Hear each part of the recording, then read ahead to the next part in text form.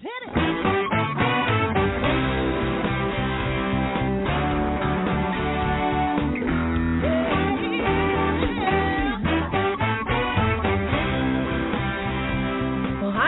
And welcome to Alzheimer's Speaks Radio. I'm your host, Lori LeBay, and I'm so excited that you're joining us today. We are going to have a fascinating conversation as usual as we learn from people all around the world at all ages and stages of life. Stay tuned as we shift our dementia care from crisis to comfort. All right, here we go. What you think about, you will bring about.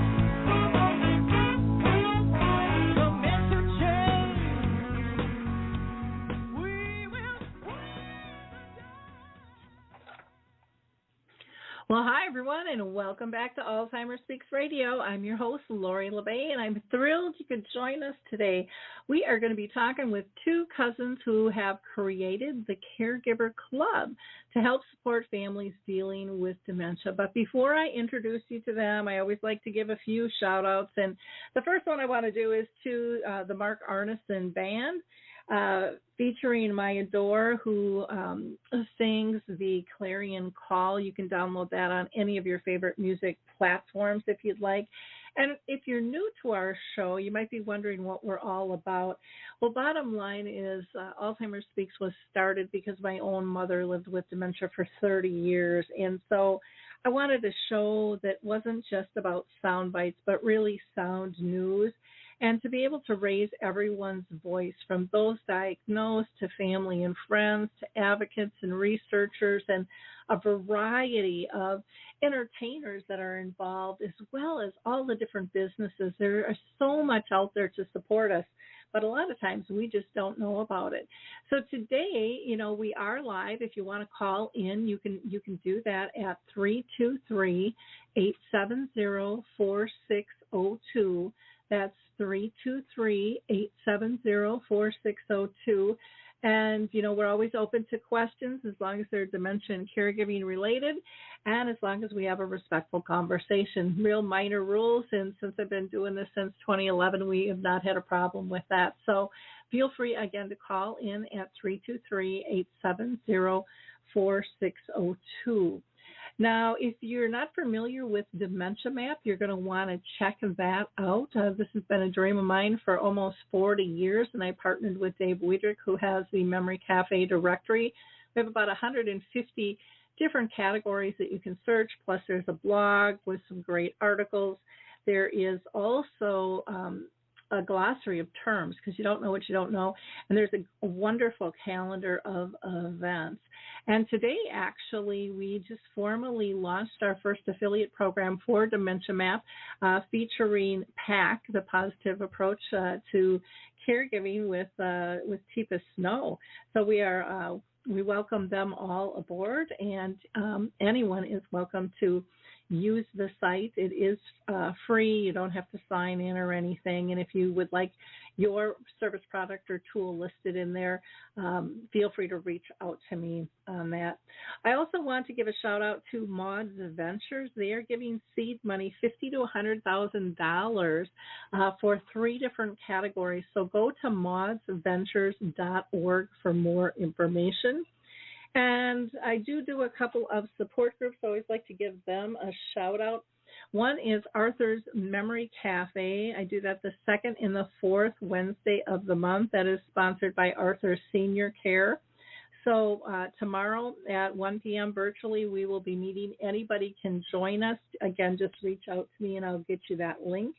And then also the last Wednesday of the month, Brookdale North Oaks and the Shoreview Parks and Rec Center and myself do what we call a Caregiver Connect, and we are so excited because we're going to meet in person again. We've been doing virtual for a while, and that'll be 10 a.m. Central Time, but you can either reach out to me or call Parks and Rec at Shoreview at 763-913-6140, or you can just show up at 10 o'clock at the Shoreview Community Center there. And there is respite for your loved ones, too, that are early to mid stages. And also tomorrow, going to be a very busy day. I will be at the Friendship Village in Bloomington, Minnesota, doing a program for professionals called As the Cookie Crumbles, and that will be from 5:30 to 7:30 p.m. And you can register for that by calling 952-646-9100. And then this is exciting. The memory camp is open at Moon Beach in Wisconsin. That'll be August 15th through the 18th. This is for people with dementia and their families to really enjoy some fun outdoor time with others living with dementia. And you can register by calling 715-479-8255. We are going to hear from the Adaptive Equipment and Caregiving Corner as they talk about the footbar walker, and we'll be right back. I love the footbar walker, and let me tell you why. It is the option for my toolbox that I've been waiting for. Let's be honest, there are some clients who, despite our best rehab efforts, just aren't able to return to performing a sit-to-stand transfer on their own. Now I can offer my caregivers an easier, safer option that doesn't involve hoisting their loved one up from a sitting position. I don't recommend this walker for all of my clients, but I do recommend this walker for those caregivers looking for an easier, safer option with transfers. I would also encourage other therapists to add this walker to their toolbox. It's kind of like having my own mobile parallel bars for the client to pull up on.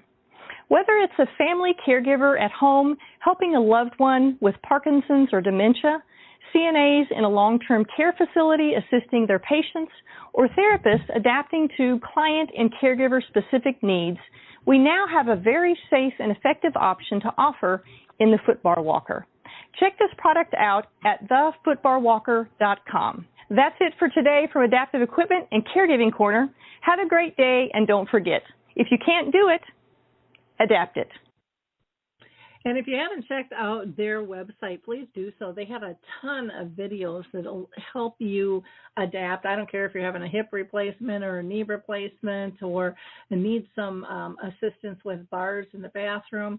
They show everything, even out how to install stuff. The site is amazing. Again, that's the Adaptive Equipment and Caregiving Corner. Now, as promised, we are going to be talking about the Caregiver Club, and we're going to learn from the founders how and why that was started. And so basically, today I've got two cousins on who each are dealing with a parent with a form of dementia. And so we've got Jodie, Finney, and Alicia Christopher, who have decided to help families care for a loved one with dementia. They know how difficult it is, and I love when people get in this space and decide they want to help others doing that. And so that's how they, decided to launch their nonprofit, the Caregiver Club. Now, a little bit of background on them, because of course they're going to explain a lot more than what I'm telling you here. But Jodie's mother was diagnosed with Alzheimer's disease, which we're going to hear a little bit more about. And then she has received her doctorate in physical therapy from Washington University. She is also married and has 4 girls, so that sandwich generation we always hear so much about. And then Alicia's father was diagnosed with FTD, so that's that frontal temporal lobe dementia. After years, of searching for an answer of what the heck was going on with him, which is, again, sad, but very common out there. And Alicia graduated from the College of William and Mary with her Bachelor of Arts degree, and she coached field hockey in the St. Louis area for a little over 20 years on the high school level and club level. And she, too, is married with 4 children.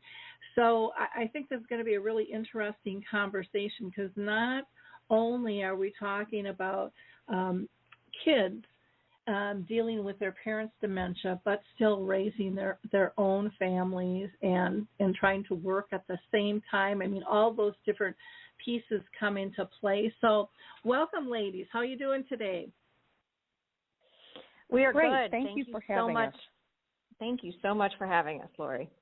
Well, I'm excited. I'm going to point questions specifically to each of you because it's easy for us to talk over one another when we're on the radio. So I'm going to throw this first one here to Jodie. And, I had mentioned, that you've got a family member who's dealing, with dementia. And I didn't know if you cared to share any more about that. And also, if there were others in your family or extended family or circle of friends who you have dealt with dementia as well.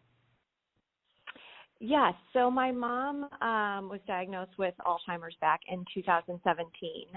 And so obviously with that diagnosis, the family kind of all of a sudden gets stopped in their tracks pretty significantly when you get something like that. So it's definitely been a life-changing event for not only myself, but my father and my brothers and sisters.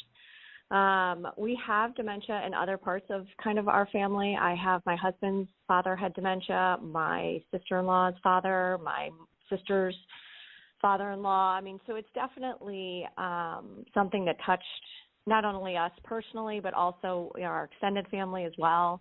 And then I think one of the things that Alicia and I are finding pretty much every day is that we, with our new company and with this nonprofit and what we're trying to do, we get people reaching out to us, a couple times a day saying, my aunt, my uncle, my cousin, my mother, they've been touched in some way with dementia or Alzheimer's. And it's pretty remarkable how many people this disease is affecting. Yeah, it truly is. Now, Alicia, how about you? Is there more you'd like to share with us about your personal experience with your father, and were there others in your family or extended family or circle of friends as well that you've been touched by? Yes, so my father-in-law had Lewy body disease and died in 2011, and unfortunately I didn't know him until he was affected with the memory loss. But I did get to meet him and dance with him at my wedding, which was fantastic. And my mother-in-law had dementia, and I worked with her through the independent living, then into the assisted living, and then finally into the skilled nursing. She was a dear, dear woman. And then, as you know, my father was diagnosed with frontal lobe dementia, which has definitely been a new and interesting journey that we are on right now. Wow, that's a lot of touch points there for both of you two.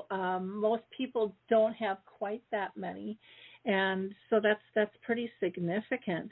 I'm going to throw this first question out to Alicia because I want to get to, how and why did you guys come up with the Caregiver Club? Why did you think it was important to step into this space bigger than just your own, dealings with your own family members? Yes, so my mom had gone out of town when she is the primary caregiver for my dad, and she wanted to go out of town on a girls' trip, and I told her, absolutely, I will be happy to stay with Dad because, she just needed some respite. She needed a little bit of care. So it was a very eye-opening experience to me doing the 24-hour care from the routine and the medicine and the shower. But what I realized, or what was the hardest for me, was when we went out to lunch and out to dinner. Because Dad's frontal lobe, he is extremely active. He wants to constantly be going and where are we going next and what are we doing. So we were out to lunch and dinner every day. It just was a very difficult transition for me, and I started writing notes. I just started writing notes to everybody that we came in contact with, that this is my dad, he has frontal lobe dementia, please be patient with us. And I just found that it quickly told my situation. I didn't have to explain it over and over. My dad, in the beginning, when I didn't do that, would say, what are you saying? What are you saying about me? And I really wanted to just make it quick and simple, so I just hand wrote some notes. This is my dad. He has dementia. Please be kind. And I found that when people came back to the table after they read that, there was such kindness. There was such compassion. It truly changed the whole feel of everything. And it really made such a difference and an impact for me each day, knowing that if I gave these out, lunch would be great, dinner would be great, we could get through it. He does have some awkward moments, and he does have some inappropriateness. But again, when I told my story, when people understood what was going on, the compassion was just incredible that came back. So Jodie and I, as you know, are first cousins, and they were over, Jodie and the girls were over carving pumpkins on Halloween. And I said to her, Jodie, I really want to do this. I've been writing these cards with Dad, knowing the journey that she had gone on with her mom. And I said, I really think we can help people with this. Like, it really made an impact. It really makes a difference in just your day-to-day life, and I would love to do this. And Jodie was fantastic and said, I'm in. I'm 100% in. And then on February 14th, we launched the caregiverclub.org, and we have just been on a fast-moving train ever since. Oh, very fun. Jodie, is there anything that you'd like to add? Yeah, no, I think that Alicia, nailed it. I think that one of the things, between the launch of the company in Valentine's Day until the present is how much support that we have not only gotten from the St. Louis community, but nationwide in terms of really helping caregivers who, pretty much needed our help 6 months ago to 10 years ago. And I think that's why we're getting so much traction and love and support, is because, the caregivers are this unsung hero that really are doing 24/7 nonstop work, and they really needing our support. And so it's really been exciting to watch the company kind of take off since February. And I think that is kind of a testament to what's needed in the community. I have a question for you, Jodie, and that is, a lot of times people step into this space, but they don't know how to connect to the people in need. So how are you guys doing that? How are you, you sound like you've been making a lot of connections just since February here, and I'm sure you were scheming and planning and connecting way before the formal launch as well. But how have you been able to dive into that? I think that one of the big things is really just working and networking and being willing to meet all sorts of people from all different industries. I mean, everybody from the restaurant industry to the senior care consulting industry to, the assisted living and community, senior community care individuals and beyond. And I think that the community itself, regardless of dementia, I think the senior care community is just so welcoming, so fantastic, so willing to help. Everybody that we've met has been, kind of open arms to us in terms of making other connections and opening doors to different, networking opportunities. And I think that that's just a testament to the community itself. Not only St. Louis, but, just the general, geriatric community and people that are helping the elderly. Really, they're special people. They take a special personality. And I think that lends itself to us being able to make those connections and being able to have those meetings and really meet fantastic people that are wanting to further our mission and further support us in ways, whether it's, doing dual branding of our cards, which is an option, and getting our cards out there and into hands of community, into hands of caregivers as much as possible, to, restaurants being willing to host events, to different St. Louis organizations that are willing to do other, also help us co-hosting events and things like that. And so I think it's really a testament to the senior community and the people that are working for these individuals and with these individuals. It's been amazing. Oh, great. Alicia, was there anything that you wanted to add in terms of how you're reaching the community? No, that really is. It has really been a pleasure to meet so many different people in so many different fields. And like Jodie said, they have all been so supportive and willing to help us and give us other connections and, people we might want to reach out to next. And it's really been a pleasure. Okay. So, Jodie, with these cards, where did how did you come up with the idea, or did you see them being used in other spaces and just felt that they needed to get out more? Can you give us a little more background on that? Sure.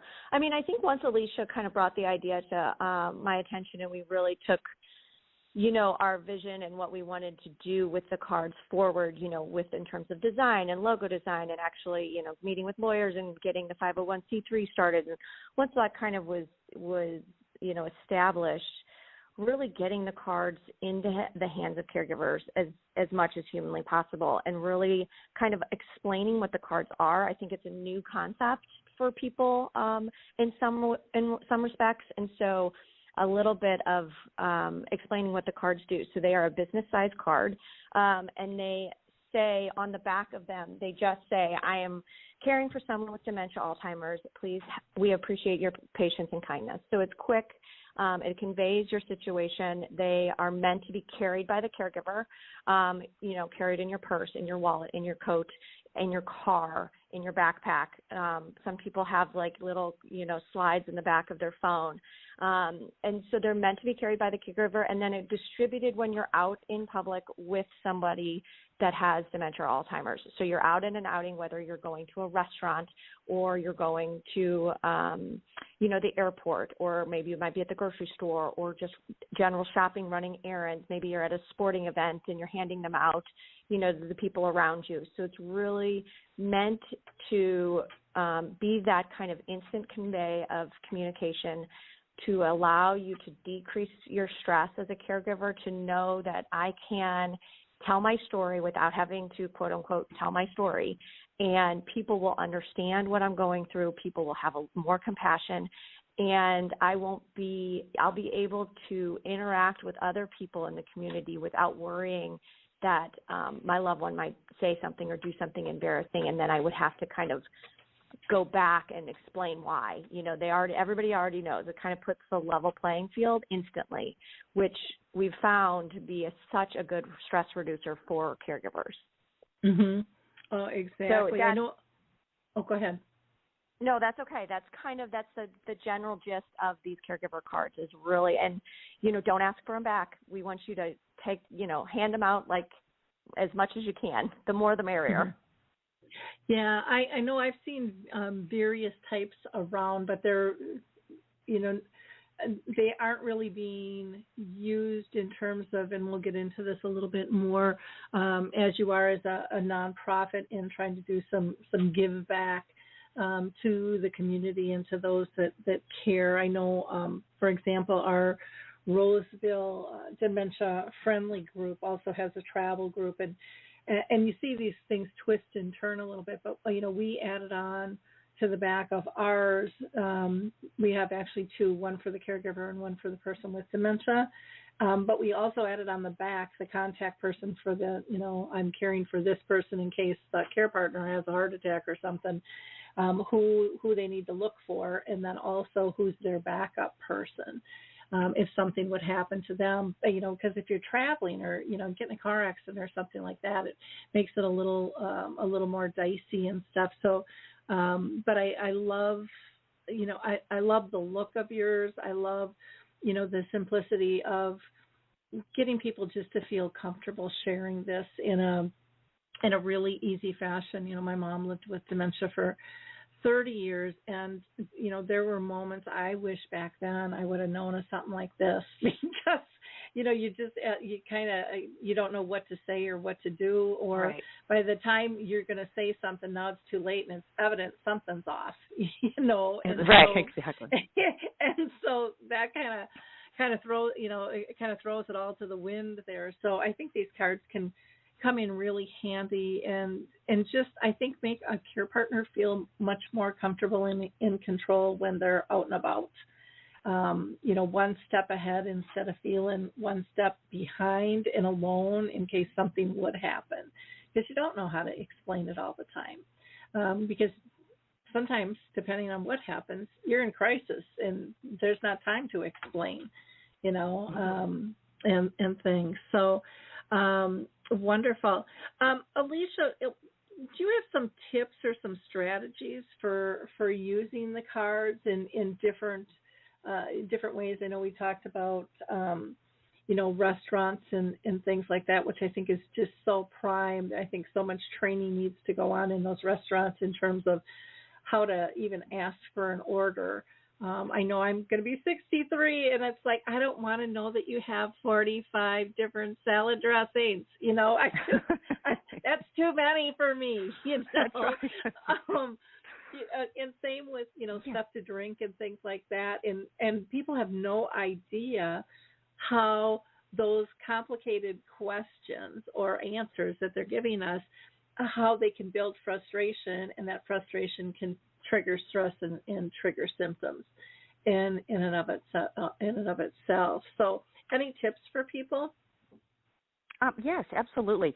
With the cards themselves, I always find that before you go out, it's really good to kind of get organized, think about where you're going, think about how many cards you might need or who you're going to run into.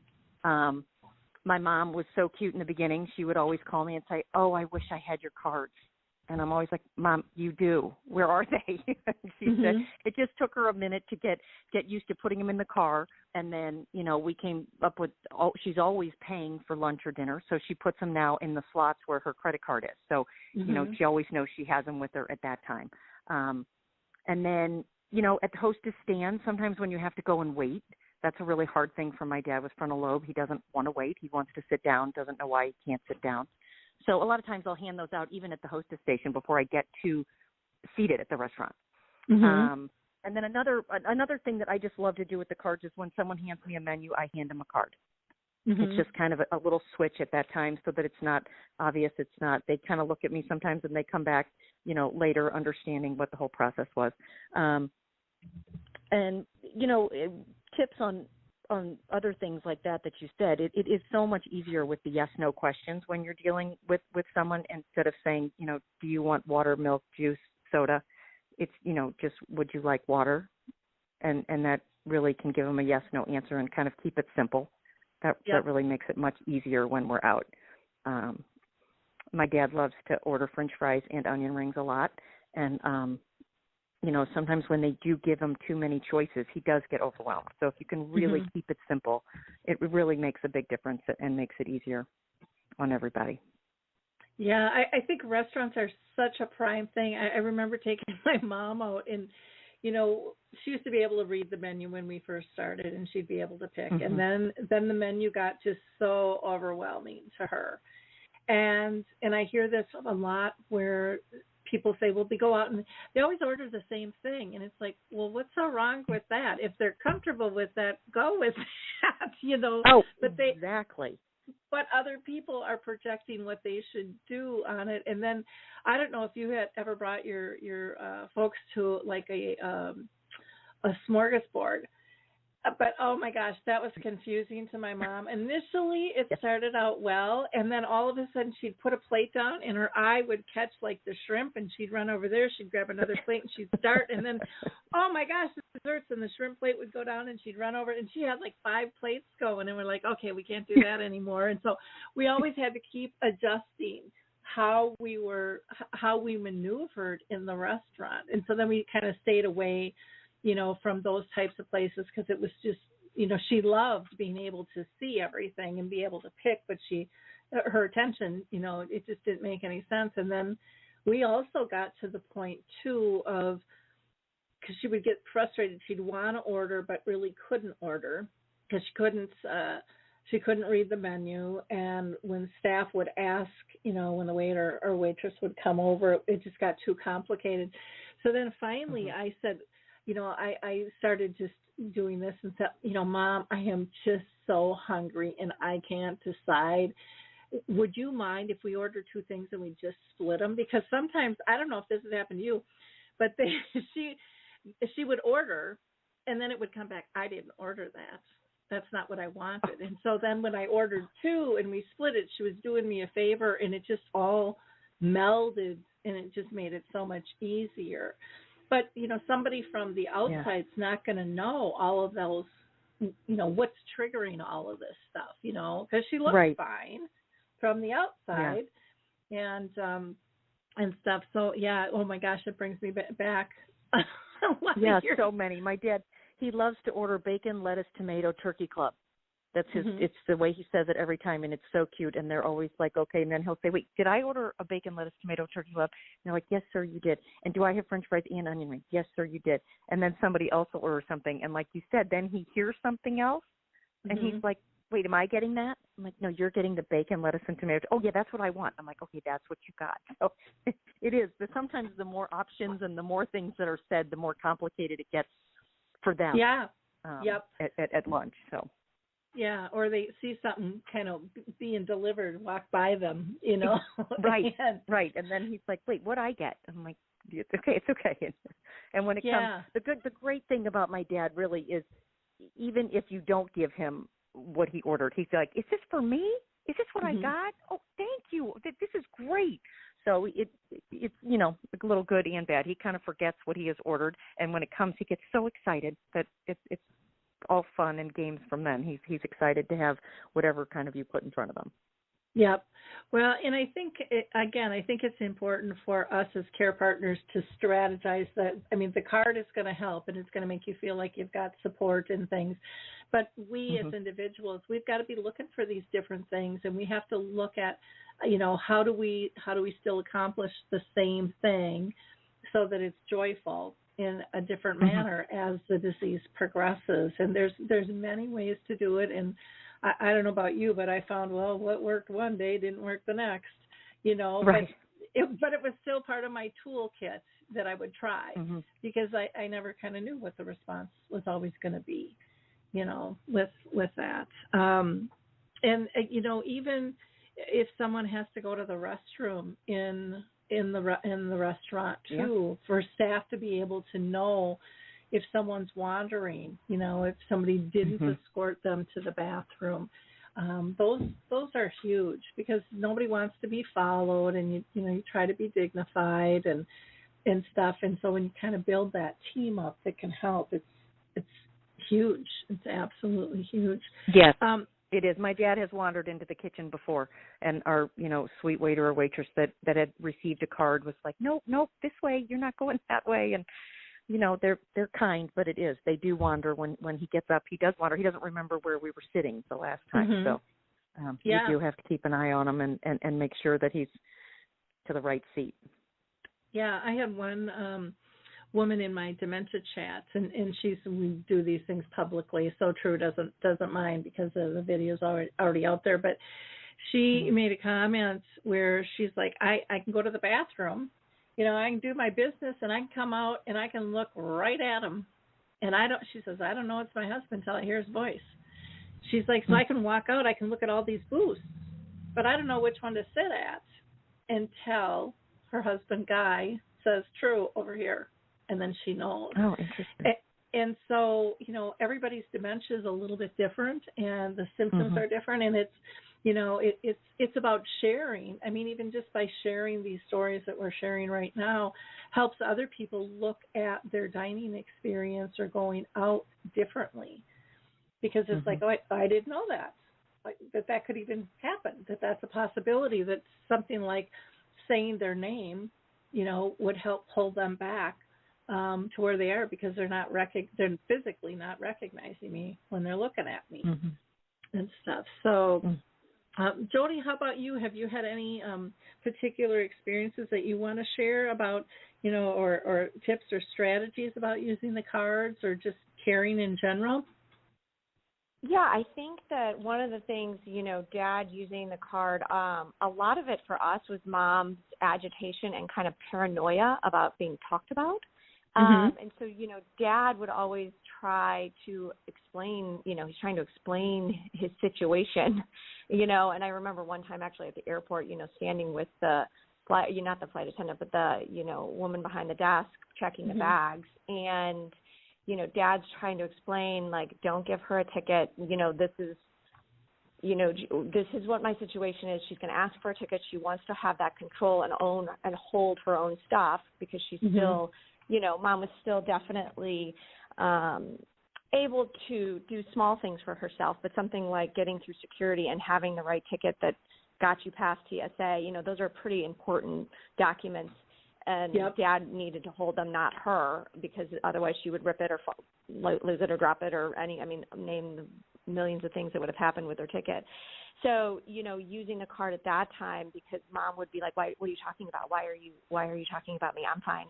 What are you saying to her? Why, and so that level of paranoia, when you use something like the card and you can kind of transfer that information without having to talk about it, that paranoia doesn't rise up and that agitation doesn't rise up. So you can kind of have those moments that are potentially, not tearjerkers, but, that are escalators not even Mm-hmm. happen because you're able to transfer that information without having to talk about it. And I think one thing we worked on with the design, we were talking about the design of the cards, and there are different cards obviously out there. We really tried to make it quick and simple. So we kind of test piloted different sayings on the card, and we gave them to different restaurant, bar servers without even our parents or, our loved ones there, and say, can you read this quick enough? And is it conveying the information in a manner that is quick enough? Because if it's too long, no one's going to read it, and B, it just takes too long. Your interactions are so brief that it needed to really be that brief to get what you needed across. So, yeah, we definitely, I think the airport for us, as opposed to the restaurants, Mom was better at the restaurants for whatever reason. We really found within, navigating large spaces like an airport where it worked wonders for my dad. Yeah, one thing I'll just add, for the airports, they have a sunflower lanyard now, which is for hidden disabilities. And you can get those free at most of the airports now that they can wear, and you can have their information on it, but then you don't even have to say anything because staff is supposed to be trained to know offhand that this person needs assistance, and will take guidance from who they're with much easier without even having to say anything at all, which is kind of cool. And they're starting to do training and stuff at the airports too, which is really nice with TSA, because even just knowing, can somebody walk through first, and it's like, well, no, that doesn't work, because a care partner sometimes has to assist somebody going through the TSA, and if they've already walked through, they don't let them come back. And card or no card, I mean, they just have their policies and their rules. Yeah, exactly. But I love that you tested out different phrases, because I think that's one thing I've heard over the years is this is too much, or this isn't clear, or whatever. And it has to be quick. It has to be easy to understand and be able to be used in a variety of different things. I'm going to ask Jodie this question, and that is, how are you guys helping caregivers over and above, just your cards? I know you have some other products, and I just heard about a new awards program that you're doing. So why don't you tell us a little bit more about those things too? Yeah. So everything is actually on our website, which is thecaregiverclub.org. So you can go to thecaregiverclub.org, and there will be to shop for our products, which is our caregiver gift set, which does hold our cards. You get 20 cards. Then we also have our caregiver pin, our button. It's a magnetic button that is really meant to be worn by the caregivers and really show kind of that instant, almost like the lanyard, so to say, where that instant convey of information. Look, I'm with somebody that's got dementia, and, please have kindness with us. Just take our situation. So that's what the button is really meant to be worn by the caregivers out in public.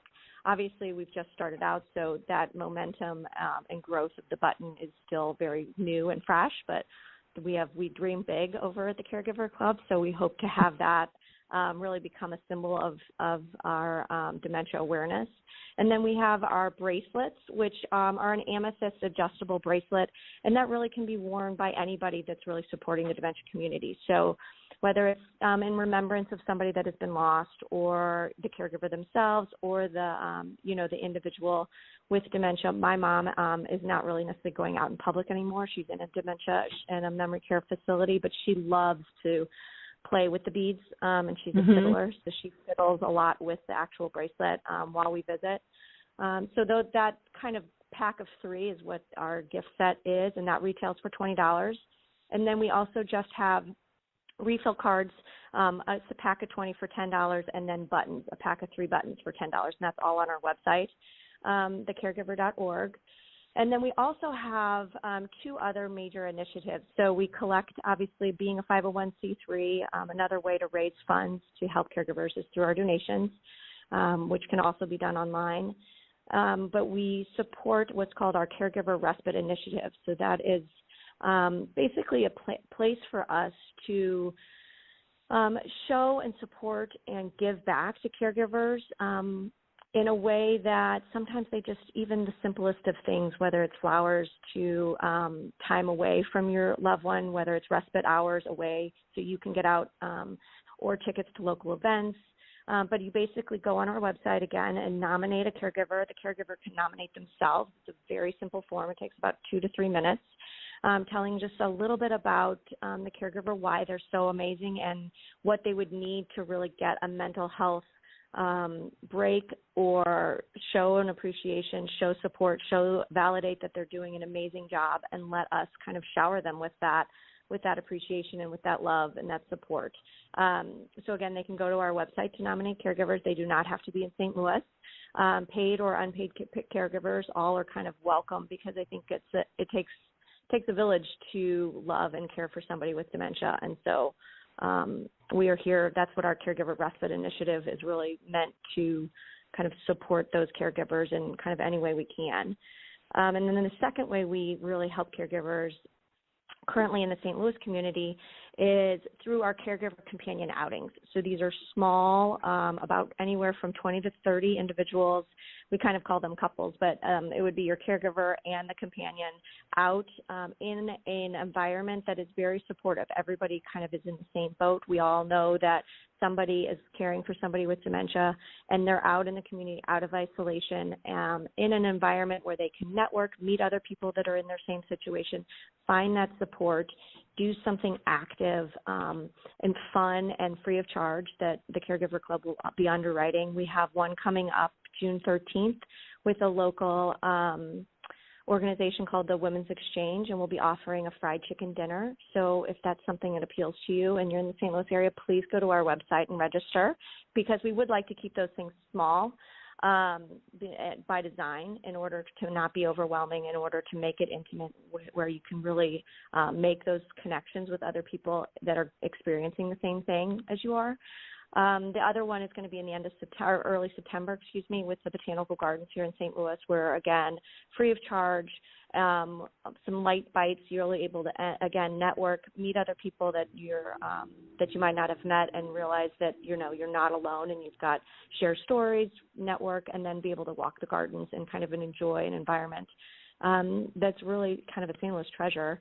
Our garden is wonderful. And so we're excited to be offering those two currently, hoping obviously to expand into different spaces in the St. Louis area. But it's really it's exciting to be able to give back and to offer these things for caregivers and their loved ones with dementia in a way that is, building that support, building that community, building that environment that is allowing them to really feel loved and active at the same time. I love the caregiver companion outings. I think that is so nice, because I do a lot with the memory cafes, but there's been over times where people have said, gosh, we'd just like to go for a walk, or we'd like to go to the museum, or we'd like to whatever, and I just didn't have the bandwidth to do that. And so I love hearing that, because I do think it's a great need. And some have even said, we'd just like to exercise together, or, grab a bite of lunch, but just to be able to build that peer group and feel that you fit in and have that normal slice of life is so critically important. Now, on those outings, is there a fee, I would imagine, for those? No, there's no fee. So that is one of the ways that we are using our donated funds, is to underwrite those completely. So they are free of charge. Sweet. All you have to do is register, because we would like to keep that small. So if you go to www.thecaregiverclub.org and register under events, and that way we can, we will be capping it at 30 individuals to allow for that intimacy and supportive environment. But that's all that's needed is registration. So we are looking to underwrite the full cost of those. Oh, nice. And then the Caregiver Respite Initiative, I think, is so important too. People are just, I just hear it all the time. They need the respite. The adult days have so many have closed down and haven't reopened, or they've reopened with shorter hours. And so many of them are saying it's not worth their time, to take advantage of that anymore, because it's more work than what it's worth. And yet, your gatherings, I love, because it's about living graciously alongside the disease and letting them feel the support. Alicia, anything you want to add? You guys are doing some really cool stuff. We really are. I mean, our passion and our mission really to help caregivers has been really exciting and really has pushed us to keep going. And that respite initiative, just that one, even a small, simple act of kindness, as everyone knows, can go a really long way. And so that is very exciting. And I'm very excited about our Caregiver Club outings.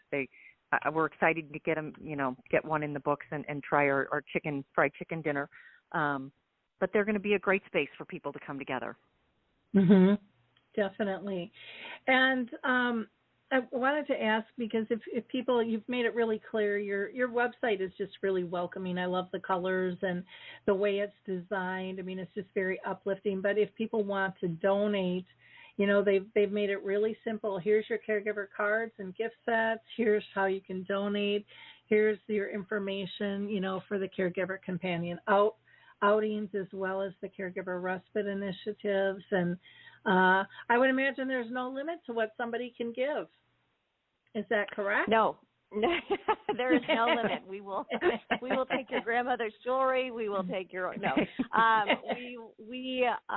yes, obviously. I mean, I think that we want to get our cards in the hands of caregivers across the nation, and we want to support caregivers not only in the St. Louis community but beyond. I mean, like I said, Alicia and I are big thinkers, and we're very passionate about what we're doing. And even though we've just started, I think that the momentum behind our organization is exciting, and it propels us continually forward.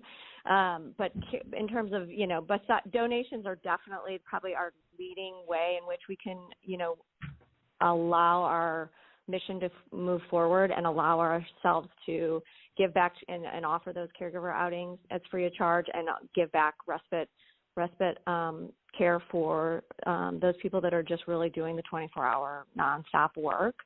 So donations are kind of our number one. We, in terms of it is just Alicia and I. So we really are good stewards of our money. We are very cognizant of the funds coming in and really want to give back as much as we can. And we have one intern right now that'll be a free summer intern, but we're always looking if you need service hours, or if you would like a resume booster.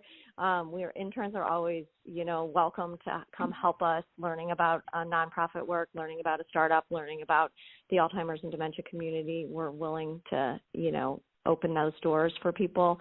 And then there's restaurants and local communities. I mean, I know your radio station goes all over, but anybody in the St. Louis community, whether you own a restaurant or you have a local organization that would be willing to partner with us in a way that can offer these type of outings and work with us, we are always willing to open those doors and have those conversations and build those partnerships, to offer more to the area and offer more to caregivers. So those type of ways to help our organization are always needed. Wonderful. Well, anything that we missed, ladies? Alicia, anything that you think we missed? No, thank you. Thank you for giving us the opportunity and the time to talk and to get our mission and our passion out there to all of your listeners. And, blessings to everybody that's going through this journey. You're not alone. We're really all in this together. And, Lori, you're fantastic for having this outlet for us to do that. Well, I found when I was going through the journey, it wasn't there. And it was like, okay, this is a hole I can plug.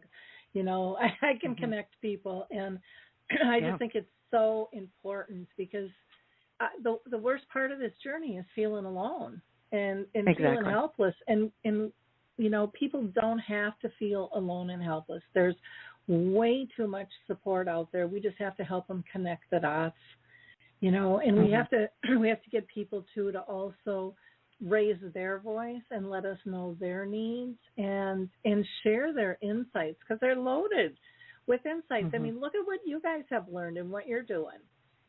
Yeah, we do like to say, too, we want to be a positive voice for dementia. I know it is a very tough road, and I know the journey has a lot of ups and downs, and no day's the same, and anything you plan kind of can go awry. But we want to be that positive voice, because I enjoy all the time with my dad. There's a lot of frustrating days, but it is wonderful. You have to find the good, and you have to keep laughing. We keep saying either you're going to laugh or you're going to cry, and we're choosing to laugh and help people along the way and make as many connections with people as we can to help them through their journey. Exactly. Exactly. Important stuff. So again, people can go to thecaregiverclub.org. You guys are also on Instagram, Facebook, both as the Caregiver Club. I think on Facebook it's STL at the end of that. Mm-hmm. And then Twitter, your Caregiver, and then _club, and TikTok, you're on as the Caregiver Club .org there as well. So I watched a few of your little videos the other day when I was checking things out. I know, and our website is constantly being updated with resources. That's one of the areas we're hoping to expand, and so I would encourage people to constantly come back to our website because the content is forever changing and forever growing. So it's definitely a space that we're actively working on for sure. And I think Alicia kind of said it so well, is that we're really trying. You go back, Lori, sorry to cut off, but that whole concept of not feeling alone and talking about your journey and getting yourself out there and knowing that there's so much support and there's so many people in your boat as a caregiver, as a primary caregiver, a secondary caregiver, and, don't be afraid to tell your story because you'd be surprised how many people are there to lift you up. Yeah.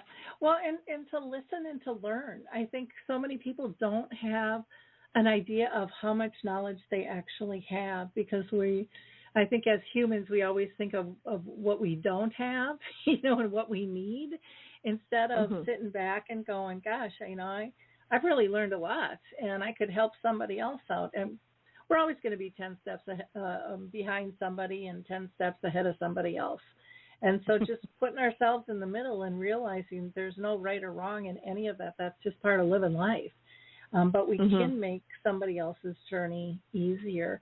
I wanted to thank you guys, too, for joining Dementia Map. So we're thrilled that you're part of that. And if Dementia Map or Alzheimer's Speaks or any of the stuff we do would be helpful on your site, feel free to go ahead and add us. I also forgot to mention, if somebody wants to email you directly, they can do that by just emailing you at info@thecaregiverclub.org. as well. But keep up the great work, ladies. This is just it just warms my heart to hear stories of people in the trenches, stepping up, stepping out, and saying, you know what, we can make a difference. We can make this world a better place. And the bigger our tribe gets, the better off we all are. So join the tribe, guys. Thank you. Join the tribe. And to our listeners, there's no reason, you can do something that it doesn't have to be big, to make a difference. It can be something small, because not everybody's comfortable putting themselves out there like you guys have, in terms of, going after and applying for, a nonprofit. That's not an easy thing to do, and can have a lot of headaches, to go with it, just with accounting and things like that. But everyone can make a difference at any level, and each of them are equally important in my mind. So, again, thank you so much. Any last comments at all, Jodie, from you? I don't think so. It's been fantastic. We really appreciate the opportunity to tell our story and to share, and we thank you so much, Lori, and all you're doing, everything. Yeah. Well, thank you. And Alicia, I'll just ask one more time, any last comments from you that you want to share? No, just again, the echo of thank you so much. And your work is amazing, and we're thrilled to be on your radio show, and we will keep doing our part to help people, get through it and know that you're not alone. Wonderful. Well, have a great Memorial Weekend coming up here. So for our listeners, please like, click, and share. We talked about a lot of little nuggets here. You probably know somebody who could use a little respite, so nominate them. Go to their site. If you've got the extra cash, make a donation. If you're in the area, sign up for those gatherings. I think that's wonderful. And again, anybody anywhere can tap into their cards and their bracelets and their buttons. Raising awareness together. There's not a better way, than doing it together. So again, thank you all. Next show, we will be talking with Boundary Care, and I'm looking forward to that conversation as well. All of our shows are archived. I'm going to just let the All's authors take us out because they are doing fabulous work, and I think you need to hear from them too. So until next time, have a wonderful week, everyone. Bye-bye. Hello, podcast listener. If you're caring for a loved one with Alzheimer's or dementia, you'll want to check out All's Authors, the global community of authors writing about Alzheimer's and dementia from personal experience. We have the most comprehensive collection of hundreds of carefully vetted books and blogs covering all types of dementia and caring situations. Our authors' personal stories and painfully learned lessons can help you on your own journey. We also offer a fabulous podcast called Untangling Alzheimer's and Dementia, which you can find on any of your podcast platforms. Remember, you are not alone. One can sing a lonely song, but we chose to form a choir and create harmony. Find us at allsauthors.com.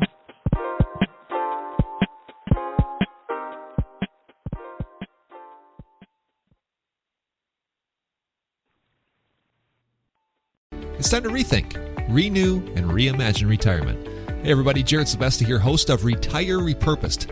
Now this podcast is about the non-financial parts of retirement, which many times can be even more challenging than the financial. We believe retirement is not the end, rather the beginning of what could be the most impactful, purposeful, and fulfilling season of a person's life. So don't retire, become repurposed. To listen now, search Retire Repurposed on your favorite podcast platform, Senior Resource, or Life Audio.